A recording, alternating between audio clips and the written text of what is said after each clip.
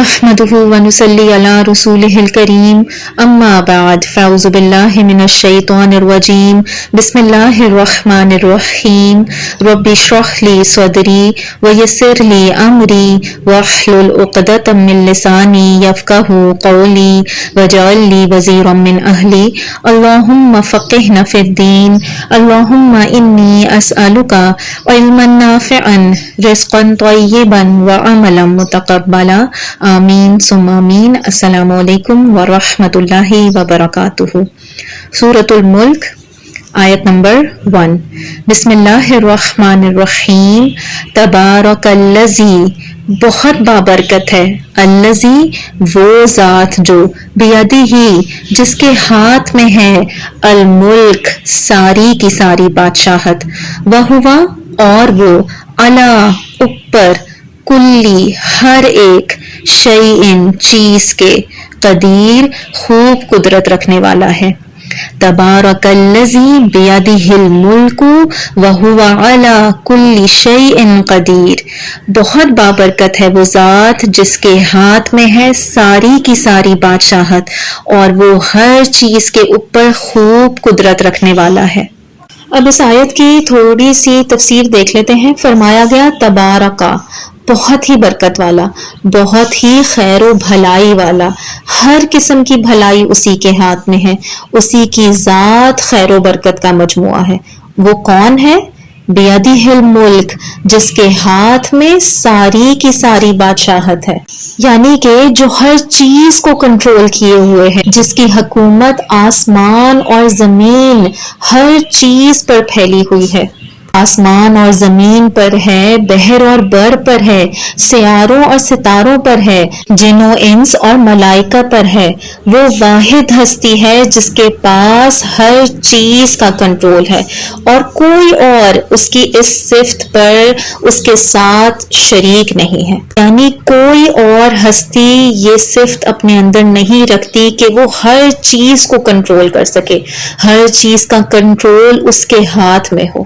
یہ صفت صرف اللہ سبحانہ تعالیٰ کی ہے، اس کا کوئی شریک نہیں ہے۔ وَهُوَ عَلَى كُلِّ شَيْءٍ قَدِيرٌ، وہ ہر چیز پر قدرت رکھتا ہے، وہ سب کچھ کر سکتا ہے، اس کے لیے کچھ بھی مشکل نہیں، اس کے لیے کچھ بھی ناممکن نہیں۔ وہ نہ صرف خالق اور مالک ہے بلکہ ہر چیز اس کے کنٹرول میں ہے۔ بعض اوقات ایسا ہوتا ہے نا کہ آپ کسی چیز کے مالک ہوتے ہیں لیکن آپ اس پر کنٹرول نہیں رکھتے، اس پر قادر نہیں ہوتے، آپ اس کو استعمال نہیں کر سکتے، اس پر آپ کی مرضی نہیں چل سکتی، لیکن وہ ایسا بے بس مالک نہیں ہے۔ وہ ایسا مالک ہے جو ہر چیز کو مکمل طور پر اپنے کنٹرول میں بھی کیے ہوئے ہے، یعنی وہ ان چیزوں کا خالق بھی ہے، ان کو پیدا کرنے والا بھی ہے اور ان پر مکمل طور پر کنٹرول بھی رکھتا ہے۔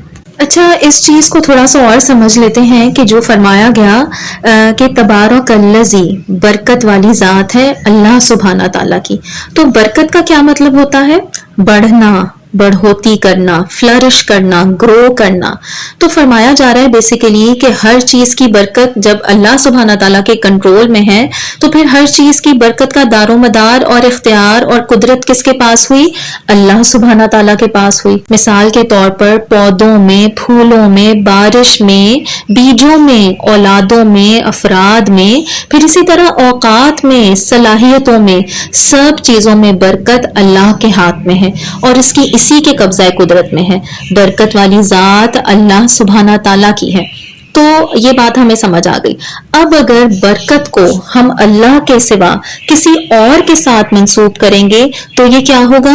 یہ اللہ سبحانہ تعالیٰ کی صفات اور اختیارات میں شرک ہوگا اور یہ شرک اکبر ہے۔ یعنی اس بات کو ایک مثال سے سمجھیں کہ برکت کسی نیکوکار سے نیکوکار شخص، خواہ صالحین ہو، حافظین ہو، کسی پیر کے پاس، کسی اولیاء کے پاس، کسی ولی اللہ کے پاس، نہ ان کے لب میں، نہ ان کی کسی پھونک میں، نہ ان کے ہاتھ کے لمس میں، اور نہ ہی ان کی قبر کی مٹی کے اندر برکت موجود ہے۔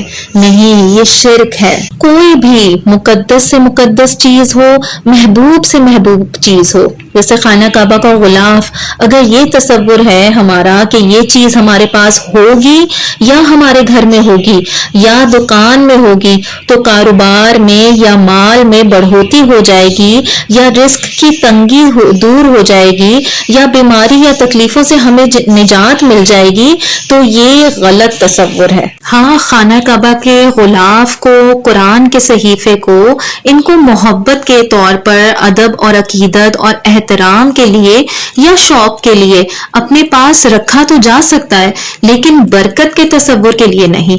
ان کے ساتھ برکت کو منسوب کرنا شرک اکبر ہے، اور اسی لیے یہاں پر سورت کے آغاز میں ہی فرما دیا گیا تبارک الذی، کہ اللہ سبحانہ تعالیٰ کی ذات برکت والی ذات ہے، صرف وہی ذات برکت والی ہے۔ یدہ الملک، جس کے ہاتھ میں ہر چیز کی بادشاہت ہے، ساری کی ساری بادشاہت ہے، اس کے علاوہ یہ صفت کسی کے پاس نہیں۔ اللہ سبحانہ تعالیٰ سے دعا ہے کہ ہمیں وہ یہ بات سمجھنے کی توفیق عطا فرمائے اور ہمیں اس شرک اکبر سے بچائے۔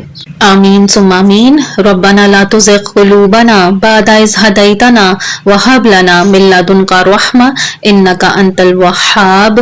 سبحان ربک رب العزۃ عما یصفون وسلام علی المرسلین والحمد للہ رب العالمین۔ آمین ثم آمین۔ السلام علیکم ورحمۃ اللہ وبرکاتہ۔